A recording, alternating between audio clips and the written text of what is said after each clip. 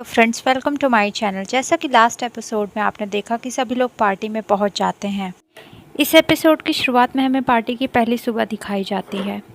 हम देखते हैं कि हेसुन उस प्रोजेक्ट में काम करने के लिए राजी हो जाती है। तो प्रोफेसर इस बात को सुनकर खुश हो जाता है और जिनियो को फ़ोन करके ये न्यूज़ दे देता है।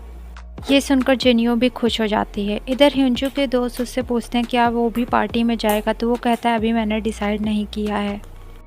दूसरी तरफ हेसुन की दोस्त उसे बताती है कि मिंजी क्लास में चुप चुप रहती है और किसी से बात भी नहीं करती और उसके एग्ज़ाम में नंबर बहुत कम आ रहे हैं।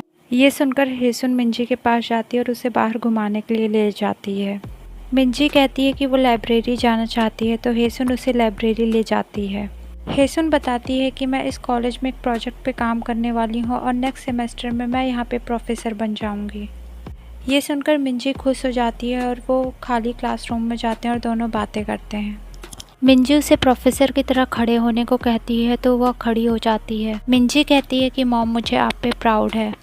कुछ दिनों से मेरा पढ़ाई में मन नहीं लग रहा था, लेकिन आज आपको देख के मुझे मोटिवेशन मिल गया है। मिंजी की बातें सुनकर हेशुन खुश हो जाती है और वो दोनों लंच के लिए जाते हैं। तभी वहाँ पे वो प्रोफेसर मिलता है जो हेशुन से बातें करने लगता है। बातों बातों में वो जिनियो के प्रोजेक्ट के बारे में बता देता है, जिसे सुनकर के मिंजी दुखी हो जाती है। वहाँ से निकलते ही मिंजी अपनी मॉम को काफ़ी कुछ सुना देती है और रोते हुए वहाँ से चली जाती है।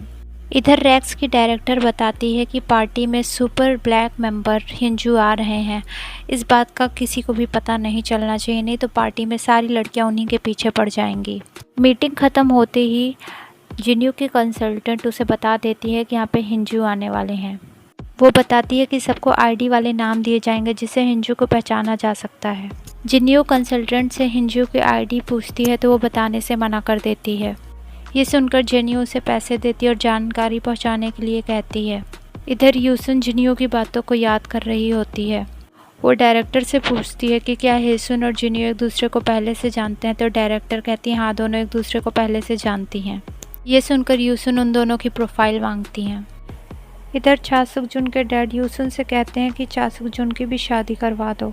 मुझे रूम में ये पार्टी इनविटेशन पड़ा मिला, यहाँ पे चासुक-जुन को भी ले जाओ। तब यूसुन कहती है कि मुझे नहीं लगता कि वो ऐसी किसी भी पार्टी में जाना पसंद करेगा। चासुक-जुन उन लोगों की बातें सुन रहा होता है, तभी वह पार्टी में जाने के लिए कहता है। उसके डैड खुश हो जाते हैं और यूसुन से उसे पार्टी में ले जाने के लिए कहते हैं। इसके बाद चासुक-जुन और उसके डैड बात करते हैं। उसके डैड कहते हैं कि तुम्हें अपनी प्रॉपर्टी देख लेनी चाहिए कि हमारी प्रॉपर्टी कहाँ कहाँ है, आखिर में तो ये सब तुम्हें ही तो संभालना है। ये सारी बातें यूसुन सुन रही होती है और ये सुन के वो परेशान हो जाती है। इधर हेसुन की बेटी मिंजी उसके फ़ोन से जिनियो का नंबर ले लेती है और उसे कॉल करती है।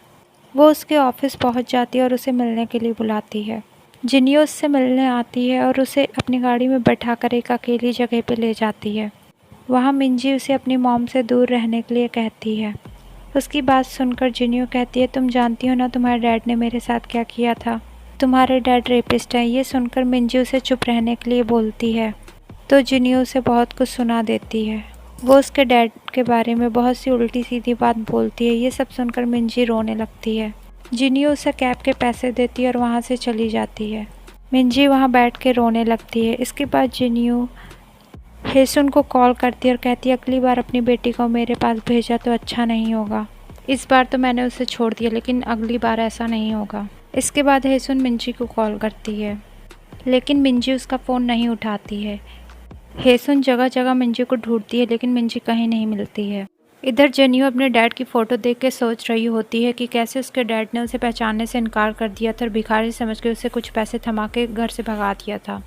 इधर हेसुन के पास पुलिस स्टेशन से फ़ोन आता है कि आपकी बेटी यहाँ है। हेसुन पुलिस स्टेशन पहुँचती है और मिंजी से मिलती है, तो मिंजी रोते हुए सारी बात बता देती है और पूछती है कि मॉम, वो औरत झूठ बोल रही थी ना, हमारे डैड ऐसे नहीं थे ना।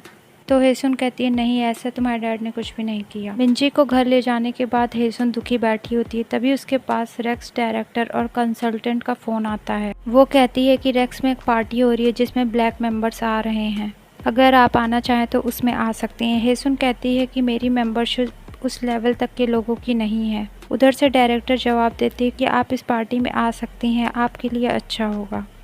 ये सुन के हेसुन हामी भर देती है। दरअसल ये इनविटेशन यूसुन ने जानबूझ के हेसुन को दिया था। इसके बाद शाम को पार्टी शुरू हो जाती है और सारे लोग वहाँ आने लगते हैं। यूसुन डायरेक्टर से कहती है कि हिंजू और चा सुकजुन की आईडी आपस में बदल दो। अब तक ये बात फैल चुकी होगी कि ज्यूस ही ह्यूंजू है। इस बात से सबका ध्यान चा सुकजुन पे होगा और ह्यूंजू को कोई परेशानी नहीं होगी। और पार्टी में ऐसा ही होता है। जिन्यू चा सुकजुन को हिंजू समझती है और उसे अट्रैक्ट करती रहती है। वही हिंजू जिन्यू की तरफ अट्रैक्ट होता रहता है, लेकिन जिन्यू उसे भाव नहीं देती है और नकली ज्यूस यानी चा सुकजुन के पास जाती रहती है।